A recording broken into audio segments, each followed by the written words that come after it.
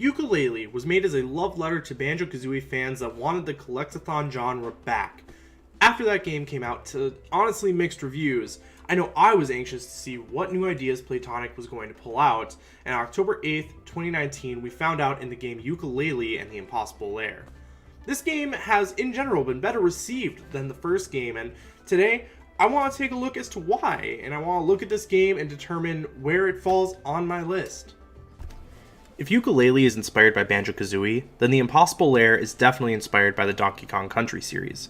The main gameplay in this game is you playing as Yooka and Laylee and going through a series of levels trying to rescue the battalion for Queen Phoebe. Going through the levels is a 3D adventure, but on its side.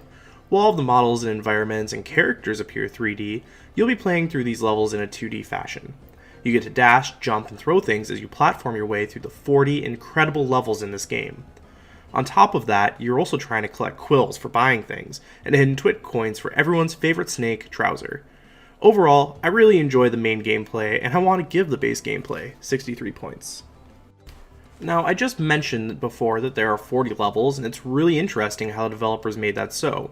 There are actually 20 individual chapters, and they each have 2 different variations. So the first time you play a level, it could be completely frozen over, only for you to then play the same level completely underwater as the ice melted. Or you could play a pretty flat linear level, which then turns into a massive climbing platformer when you turn the level on its side. These changes really make the levels feel unique, especially with all of the different environments the levels are based in. Another way this game changes is with items called tonics. You can equip tonics that make levels easier or harder, but there are also fun tonics that change the look of the levels. There are tons of fun tonics to find, and I recommend mixing them together and seeing what different combinations look like. Overall, I'm going to give the different changing mechanics 68 points. Besides the levels you play in, there's an entire overworld that you can explore. Here's where you can find tonics that I mentioned before, hidden in nooks and crannies. This is also where you actually interact with the environment in order to change the levels, as I mentioned before as well.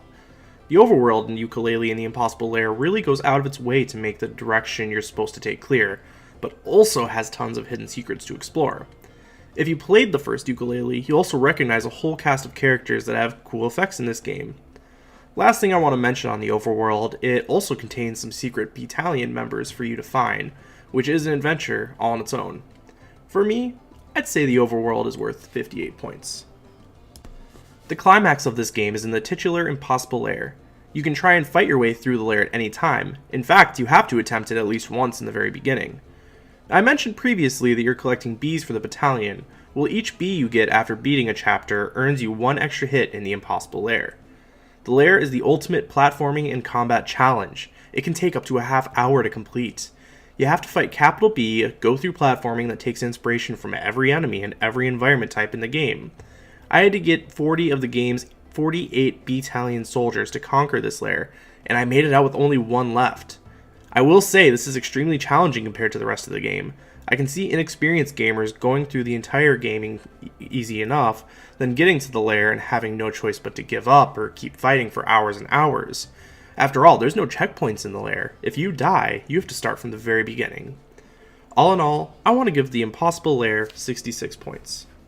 So between the main side-scrolling gameplay at 63 points, the level changes worth 68 points, Overworld getting 58 points, and the lair itself getting 66 points, I have Yooka-Laylee and the Impossible Lair at 255 points total.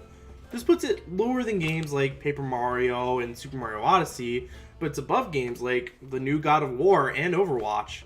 In the end, this is a really fun game that I think many people would enjoy, albeit with a very difficult ending to the game. With all that being said, thank you guys so much for watching. I really appreciate it. If you like what I'm doing and you want to see more reviews, please hit that subscribe button. Otherwise, I hope you have a good one.